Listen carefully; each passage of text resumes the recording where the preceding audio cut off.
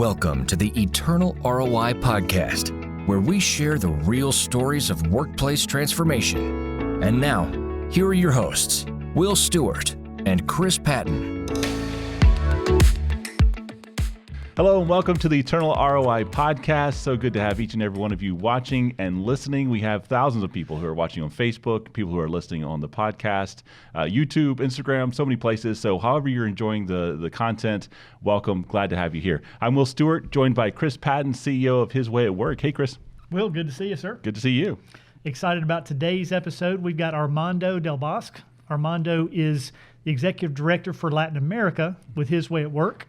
And Armando's got some incredible stories. He's got a unique perspective. I think it's going to be pretty interesting today. Yeah, I'm excited. Can't wait. Very good. Armando, good to see you. Welcome. Good to see you. Thank you for having me on the show. So for people who don't know who you are, let's just get a little background. Tell us a little bit about kind of your journey from the start all the way to His Way at Work. All right. I've been the serial entrepreneur. I love business. I love my faith. And I was trained and taught in the business world, in the academia, that traditional faith is separate from work. Don't mix them. And so I thought those were the terms. And using those rules of the game, I grew up in a Catholic family, and I went to a school in Mexico, studied economics. After that, I came to the US for an MBA. And before that, I worked for a large consulting firm, Boston Consulting Group. I also worked for a large multinational but Mexican company. And after the MBA, I did a 6-year project on telemedicine innovation. That was, again, entrepreneurial heart. And then from that point on, I kept on working on the health part of business until I bumped with the idea that I was moving, but I was not advancing. Ilya, my wife, and I got married 21 years ago. And we have twin 18-year-old daughters that are now in college. And when we came to Atlanta about 10 years ago, it was for yet another venture. So we started with a restaurant business, and we had 2 restaurants, and everything was going fine, business as usual. But being in Atlanta, far from home, and knowing pretty much very few people here, I felt the silence that it's required for the Lord to be heard. And so Sunday to Sunday was not enough, and I needed more of Christ in my heart, in my day-to-day.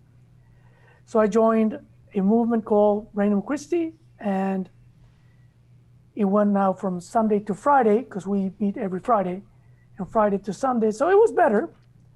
It was still not enough. So I asked my spiritual director, and he said, why don't you come and meet this guy in Spartanburg? And sure enough, it was Peter Freisler. And I saw him in action, and I realized that, yes, you can not only mix faith and business, it actually makes business sense.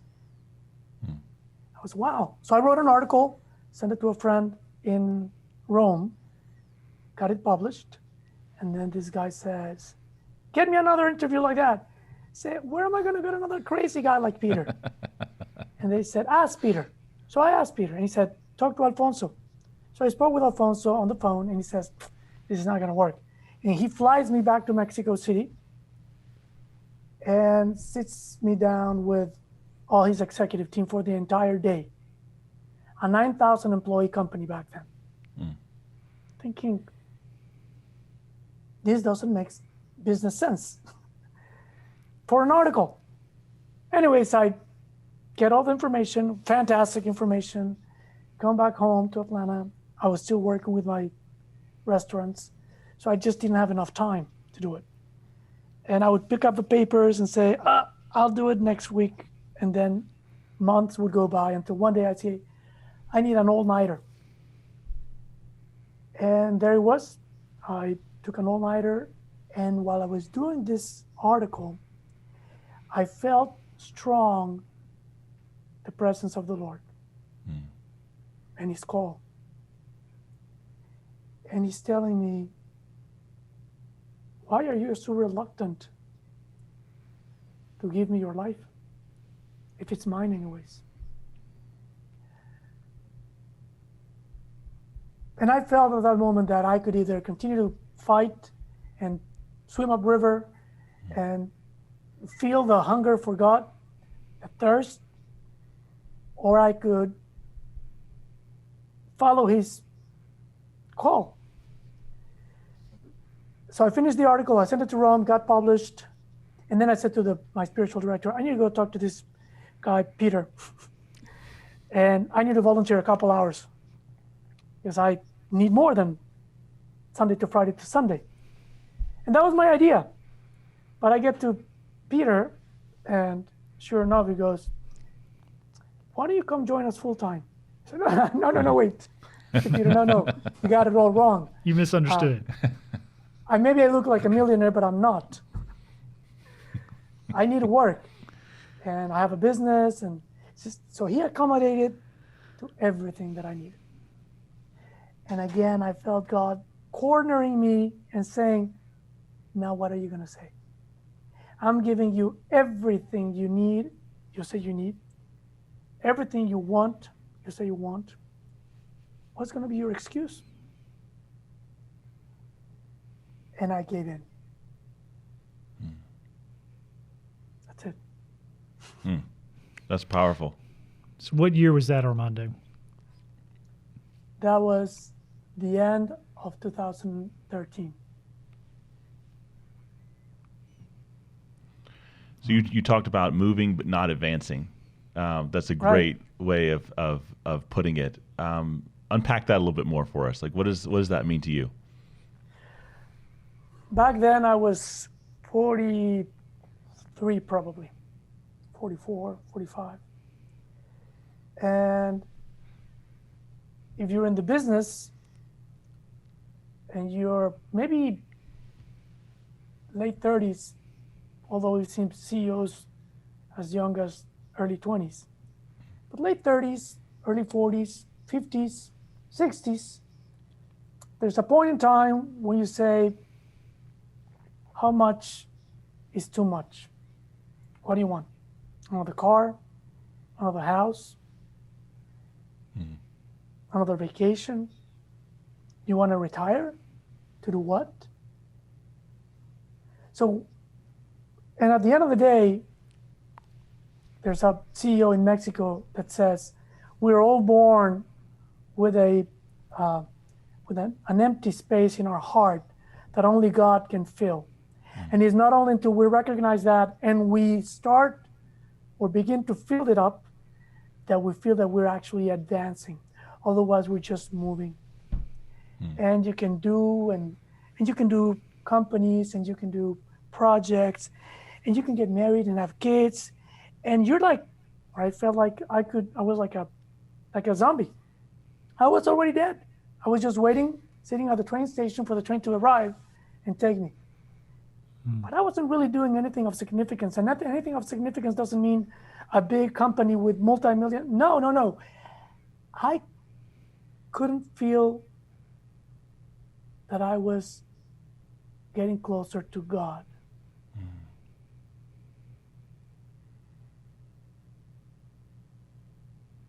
And the minute that I realized that, I was devastated.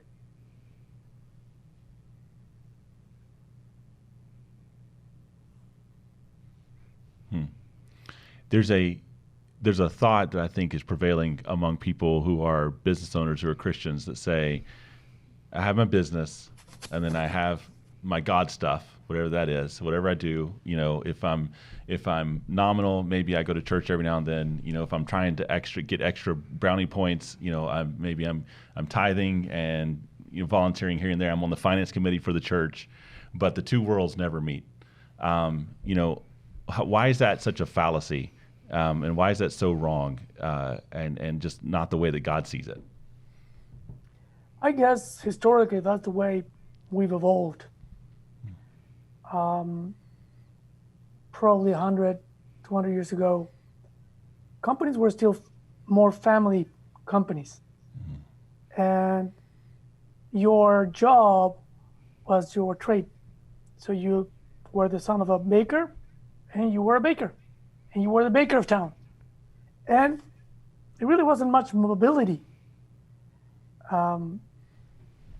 So you already had yourself identified as to why were you where you were, because you had to bake bread for the people in town, and somebody else would do, healthcare, and somebody else would do, fixing furniture, whatever. So we didn't even have much time to question ourselves if we were where we were supposed to be. We just were. Nowadays, with the way the world is evolving, we have the opportunity to ask ourselves, is it here that I'm supposed to be? Do I feel God as I'm doing what I'm doing? Or do I feel like I'm just, waiting for 5 o'clock to arrive, or for Friday to arrive, to do something that is also my passion? There is a CEO from a large investment bank in the US, who retired after 40 years. And he said, now I am finally going to do what I want to do. 40 years of being a prisoner of himself.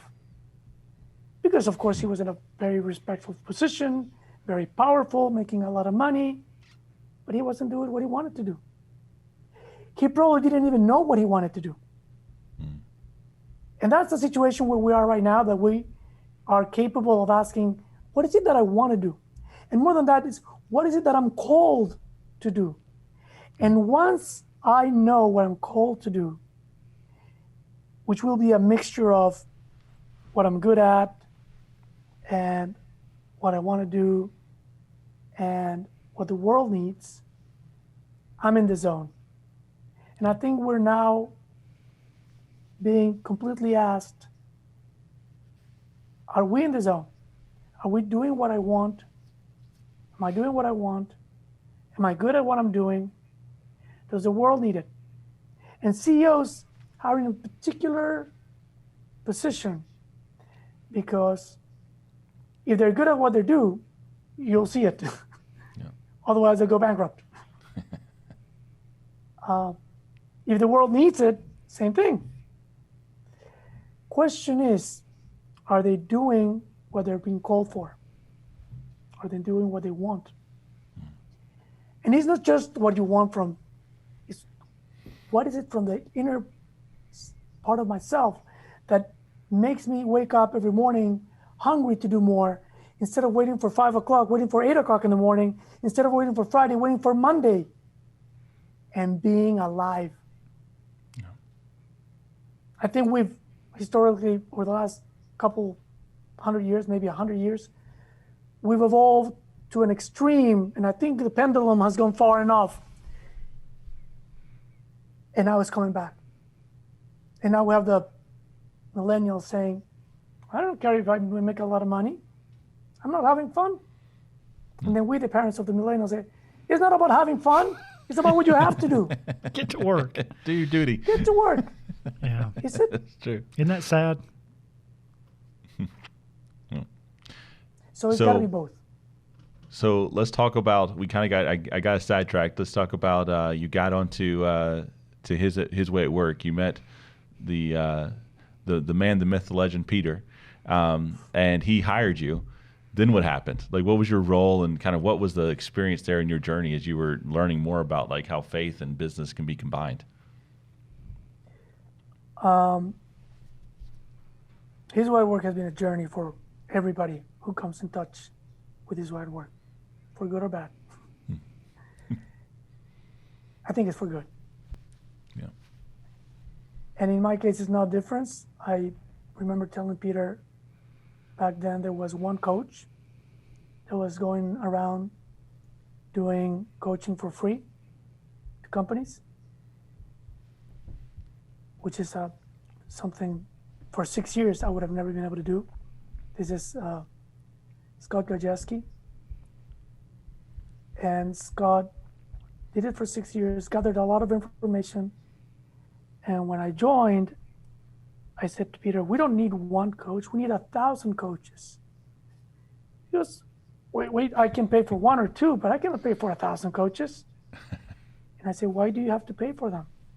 Don't you pay for a Six Sigma black belt coach to come over and help? Don't you pay for consultants? And he says, yeah, but this is different. How is it different? How has this changed your company? Remember, I'm an economist and I have an MBA, so I love business. So how does this change your company? Over the last 6 years or so, what has happened? Well, productivity went up, waste went down, turnover went down, all the numbers. Quantify that in dollars. And he gave me numbers, which I will not say. And I say, and wouldn't you be willing to achieve that in 6 months instead of 6 years for a small percentage, very small, of those savings or that incremental profit? He goes, yeah. Well, that's what we have to do.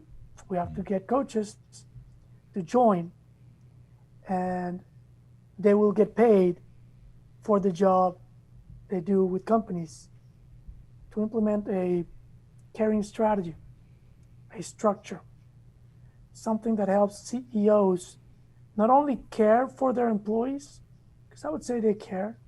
The CEOs that come to us or that we talk to, they care for their employees, but for their employees to feel the care, to actually feel loved, not just lip therapy.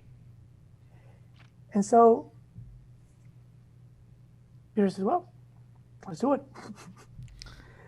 And we plan to have the first group of coaches trained by the summer of 2015.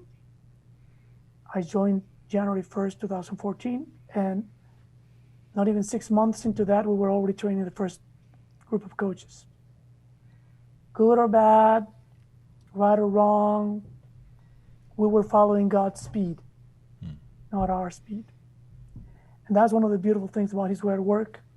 And today Chris was telling us this morning in our meeting how we follow God's speed. We are open to hear what God wants us. We have a plan, yeah, but that doesn't mean we are stuck to it, or we're not going to be able to open our hearts and hear God through others. I love that. So what are some of the stories and some of the things that you discovered, the things that you learned as, you know, you're helping grow His Way at Work, and you're I'm sure you're meeting some of these business owners, you're hearing some of the transformations, you know, the aha moments that they're experiencing that you experienced, you know, a few years earlier. What are some of the reactions that you got as His Way at Work started scaling up? This is like the emperor's clothes. Is that the way you said it in English, Chris? Yeah, Sure. Yeah. It's like everybody knows it. Everybody got the feeling that that's the way to do, but they're kind of like afraid of jumping. And I wouldn't say that Peter was the first one to jump, but I think he was one of the first ones to be very aware of that. And this is not something that any one of us is doing, including Peter or Chris or myself. This is something that everybody's doing. This is something that God is doing